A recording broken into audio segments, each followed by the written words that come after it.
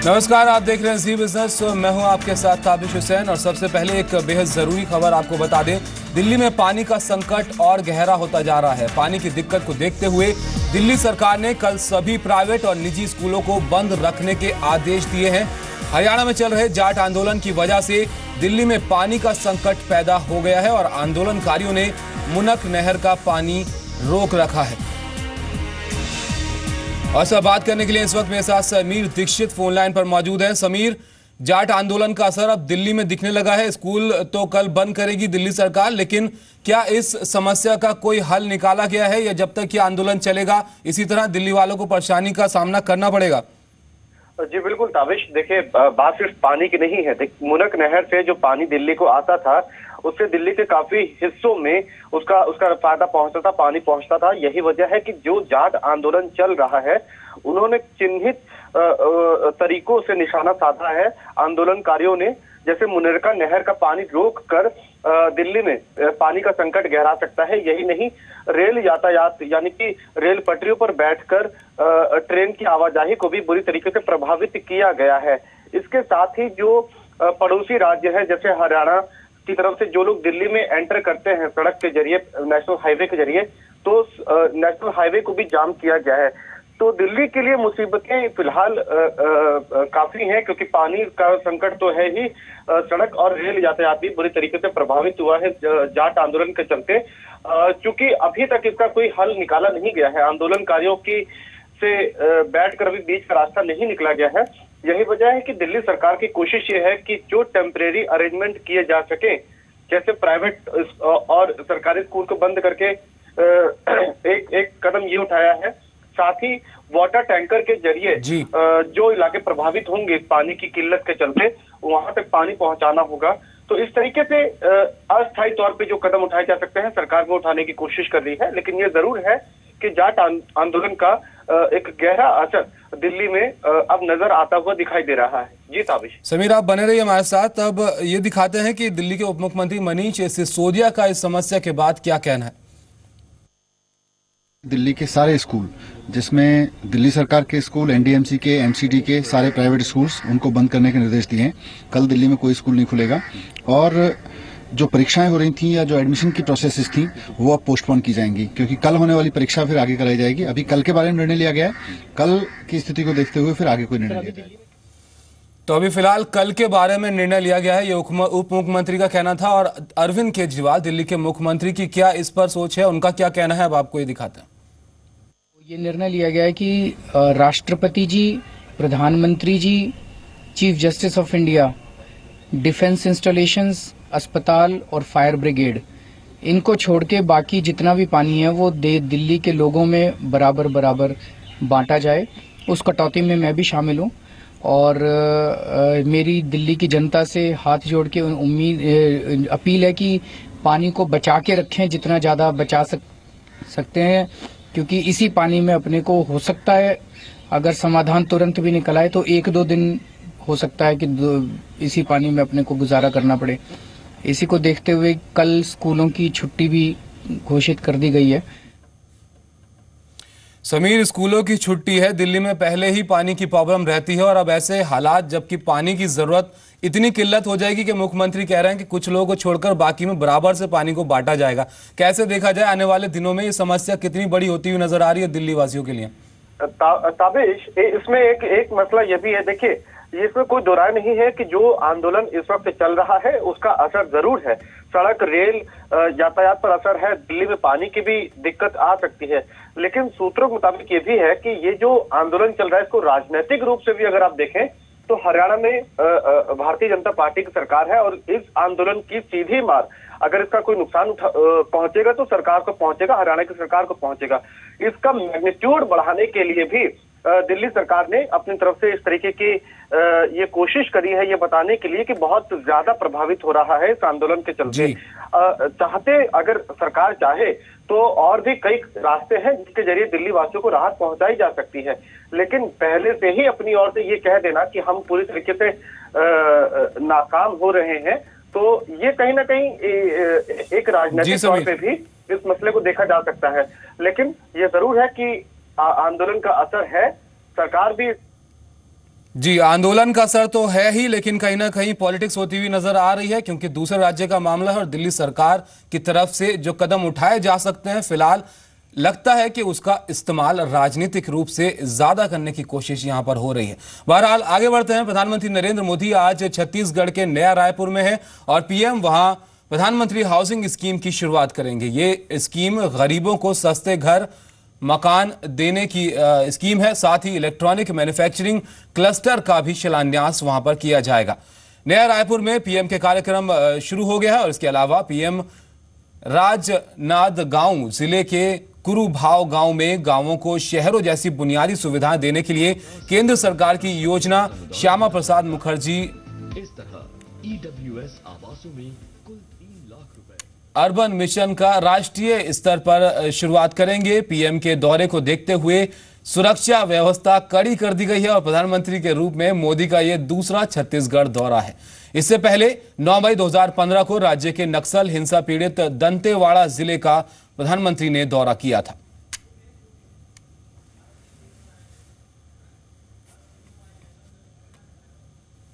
24 घंटे और सातों दिन water supply, underground sewerage, integrated solid waste management system समेत तमाम अत्याधुनिक सुविधाएं उपलब्ध होंगी।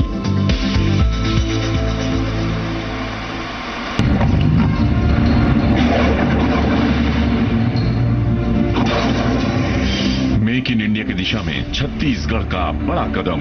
नया रायपुर में इलेक्ट्रॉनिक मैन्युफैक्चरिंग क्लस्टर। अगर हम डिजिटल इंडिया का सपना लेकर के इलेक्ट्रॉनिक गुड के मैन्युफैक्चरिंग के लिए चल पड़े और हम कम से कम स्वनिर्भर बन जाए तो देश की तिजोरी को कितना बड़ा लाभ हो सकता है। 70 एकड़ में फैला ये क्लस्टर भारत सरकार द्वारा अनुमोदित देश के 7 ग्रीनफील्ड क्लस्टर में से एक है। इसके जरिए 2000 करोड़ रुपए के निवेश की उम्मीद 3800 लोगों को इससे मिलेगा। आगे बढ़ते हैं और आपको एक ऐसे फोन के बारे में बताते हैं जो काफी चर्चा में रहा पिछले कुछ दिनों में। सिर्फ 251 रुपए में स्मार्टफोन। जी हां, यह स्मार्टफोन देने का वादा करने वाली रिंगिंग बेल्स कंपनी ने फोन की ऑनलाइन बुकिंग आज बंद कर दी। सुबह 11 बजे से कंपनी ने यह बुकिंग बंद कर दी और 21 फरवरी रात 8 बजे तक फ्रीडम 251 की ऑनलाइन बुकिंग होनी थी। आपको बता दें कि दुनिया के सबसे सस्ते स्मार्टफोन बनाने का दावा करने वाली रिंगिंग बेल्स की साइट बुकिंग के पहले दिन भी क्रैश हो गई थी, जिसके चलते 24 घंटे बाद ही दोबारा लोगों ने बुकिंग कराई। लेकिन अब फिलहाल बिना किसी अगली सूचना के फ्रीडम 251 की ऑनलाइन बुकिंग बंद कर दी गई है। दूसरी ओर आईसीए और बीजेपी सांसद किरीट सोमैया की शिकायत के बाद 251 रुपए में स्मार्टफोन देने के दावे की जांच का टेलीकॉम मिनिस्टर रविशंकर प्रसाद ने आदेश दिया है। टेलीकॉम मिनिस्ट्री ने आईटी मिनिस्ट्री को आदेश दिया है कि रिंगिंग बेल्स के दावों की जांच की जाए। रिंगिंग बेल का कहना है कि अब तक 7 करोड़ 35 लाख लोगों ने ऑनलाइन बुकिंग की है, जिसमें से 30,000 लोगों ने पेमेंट भी कर दिया है। कंपनी इन लोगों को अप्रैल से फोन देना शुरू कर देगी।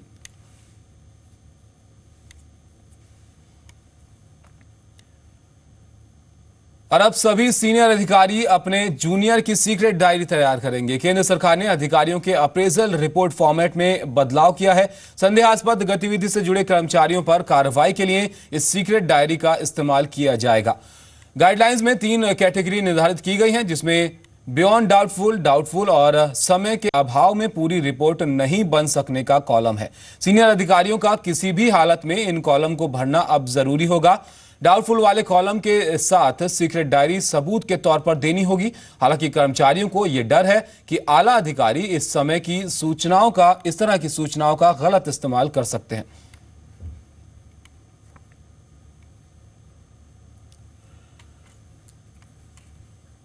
और मोदी सरकार का दूसरा बजट आने में अब कुछ ही दिन बचे हैं और देश को दुनिया की नजरें इस बजट पर लगी हुई हैं। आम लोगों को उम्मीद है कि वित्त मंत्री उन्हें टैक्स से राहत देंगे।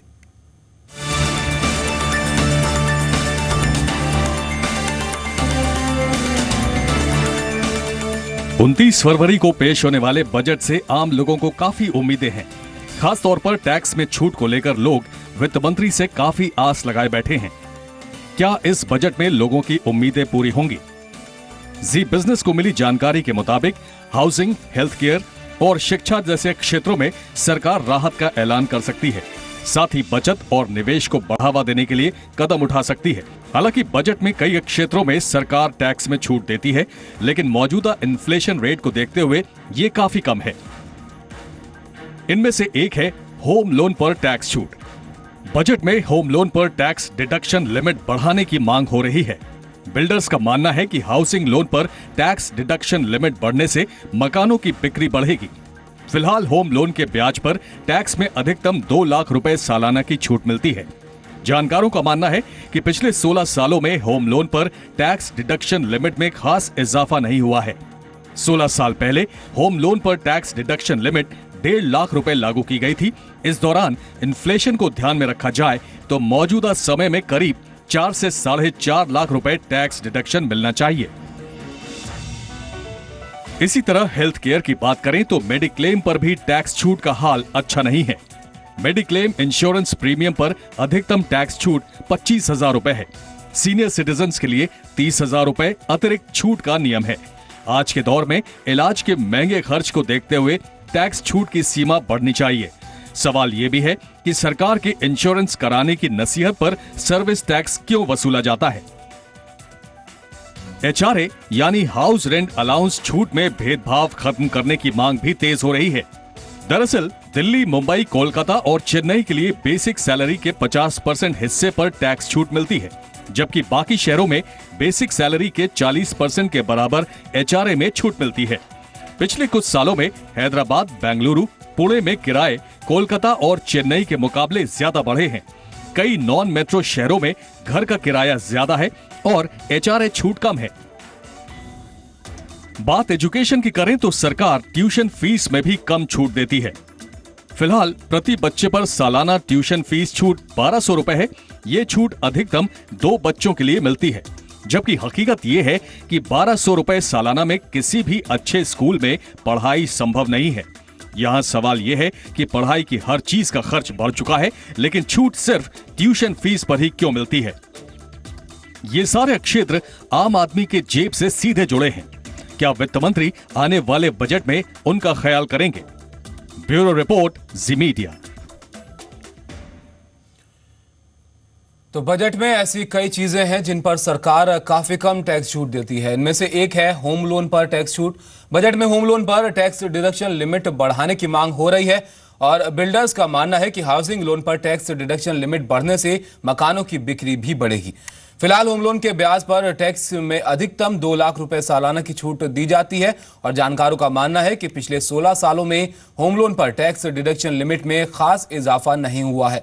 16 साल पहले होम लोन पर टैक्स डिडक्शन लिमिट 1.5 लाख रुपए लागू की गई थी और उस वक्त मेट्रो शहर में 2 BHK फ्लैट की कीमत करीब 15 लाख रुपए हुआ करती थी। इस हिसाब से फ्लैट की कुल कीमत का करीब 10% हिस्सा टैक्स डिडक्शन के तौर पर दिया जाता था। वहीं आज के समय में 2 BHK फ्लैट की अगर बात करें तो ये करीब 40 से 45 लाख रुपए के बीच है। अगर फ्लैट की कुल कीमत का 10% हिस्सा देखें तो ये करीब 4 से 4.5 लाख रुपए बनता है।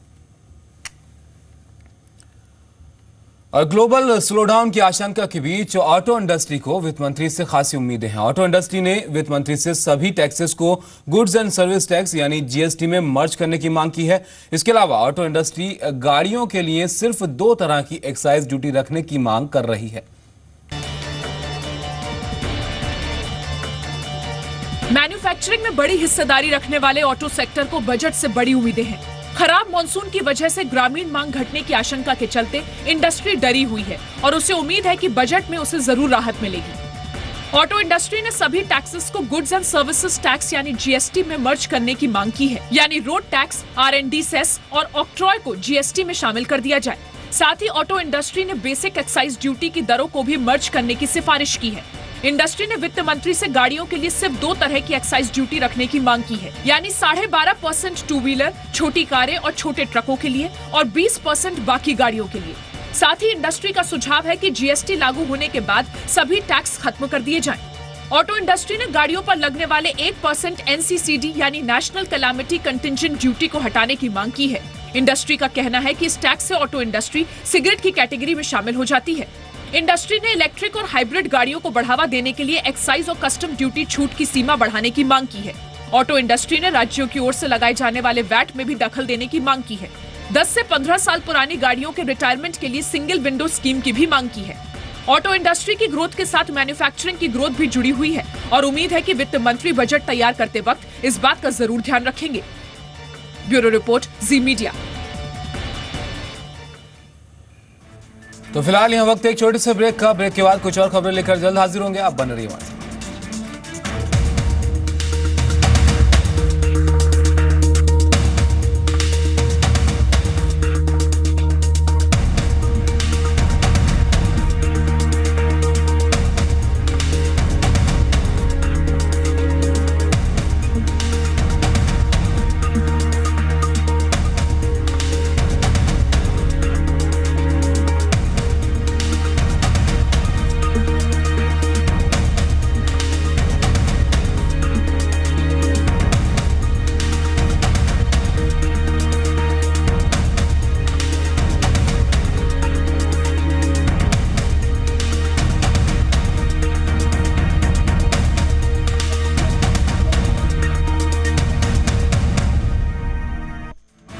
जम्मू कश्मीर के पंपोर में कल आतंकियों ने श्रीनगर जम्मू हाईवे पर सीआरपीएफ के काफिले पर हमला किया।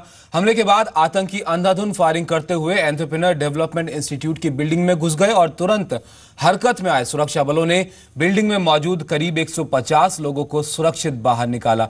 लेकिन अचानक हुए इस हमले में 2 सीआरपीएफ के जवान शहीद हो गए, जबकि एक नागरिक की भी मौत हो गई। दिन 20 फरवरी 2016, समय शाम के 4 बजे। सीआरपीएफ की बस पर आतंकी हमला।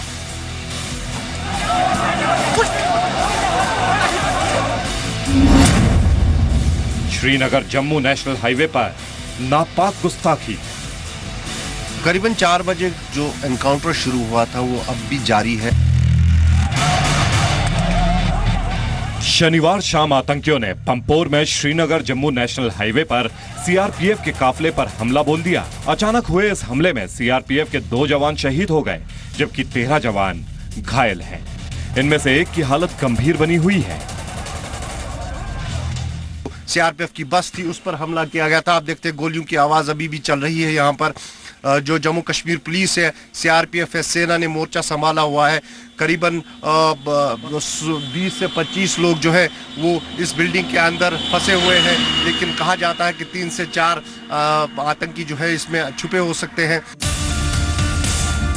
सीआरपीएफ के काफिले पर फायरिंग करते हुए आतंकी पास ही मौजूद एंटरप्रेन्योर डेवलपमेंट इंस्टीट्यूट की बिल्डिंग में जा घुसे। इस बिल्डिंग में करीब 150 लोग मौजूद थे। खतरा बड़ा था।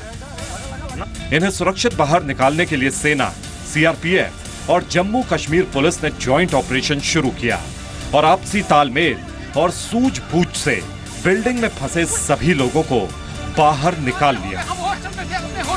पीडीआई बिल्डिंग में फंसे हुए लोगों को रेस्क्यू किया जा रहा है और लगातार करीबन 70 लोगों को रेस्क्यू किया गया है। अभी तक ये देख रहे हैं आप, क्या हुआ था अंदर, क्या हुआ था अंदर क्या हुआ था, हमें कुछ पता नहीं है। हम अंदर क्या हुआ था भाई साहब, क्या हुआ था? जी उधर इस बिल्डिंग में। अच्छा, हाँ। आप अंदर फंसे हुए थे? हाँ, हम कितने लोग फंसे हुए थे? लगभग तकरीबन 40 से ज्यादा। कोई मिलिटेंट अंदर है क्या? हमने 2-5 को देखा बस। हमला श्रीनगर जम्मू नेशनल हाईवे पर हुआ था, इसलिए वहां से गुजरने वाले लोगों की सुरक्षा भी एक बड़ी चुनौती थी। मामले की गंभीरता को देखते हुए हाईवे से सटे इलाके में ट्रैफिक रोक दिया गया। एंटरप्रेन्योर डेवलपमेंट इंस्टीट्यूट के आसपास की इमारतों को भी खाली कराया गया। उधर है कि एक टेररिस्ट एक मैसेज देना चाहते हैं, उनके मास्टर जो हैं उनको पाकिस्तान में बैठे एक मैसेज देना चाहते हैं कि हम जब चाहें आपकी नेशनल हाईवे को में अटैक कर सकते हैं और लोगों में पैनिक क्रिएट कर सकते हैं। एंटरप्रेन्योर डेवलपमेंट इंस्टीट्यूट की बिल्डिंग से लोगों को सुरक्षित बाहर निकालने के बाद सुरक्षा बलों और आतंकियों के बीच मुठभेड़ शुरू हुई। दोनों तरफ से ताबड़तोड़ फायरिंग होने लगी। आतंकियों को मार गिराने के लिए सेना ने बिल्डिंग में आतंकियों की लोकेशन पता लगाने की कोशिश की, लेकिन अंधेरा होने की वजह से कामयाबी नहीं मिल सकी और देर शाम ऑपरेशन रोकना पड़ा। खालिद हुसैन, जी मीडिया, पंपोर। तो आपको सीधा पीएम मोदी के कार्यक्रम में ले चलते हैं नया रायपुर, जहां इस वक्त पीएम मोदी संबोधित कर रहे हैं। प्रेम है और हम सबका भला है। जी हाँ, मैं आग्रह करूंगा अपने माननीय प्रधानमंत्री जी से।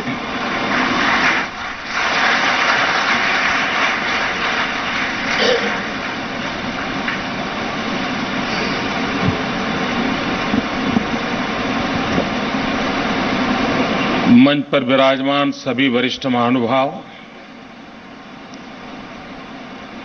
उपस्थित भाइयों और बहनों, साईं राम। वेंकैया जी ने मेरा काम सरल कर दिया कि अब किसी के नाम बोलने नहीं है, ना कभी चिंता रहती है किसी का नाम छूट जाता है। वेंकैया जी का सुपरफास्ट एक्सप्रेस की तरह भाषण सुन लिया आपने।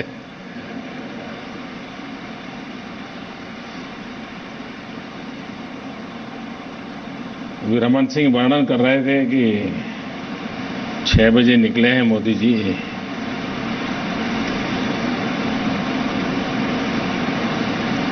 संडे हॉलीडे होता है,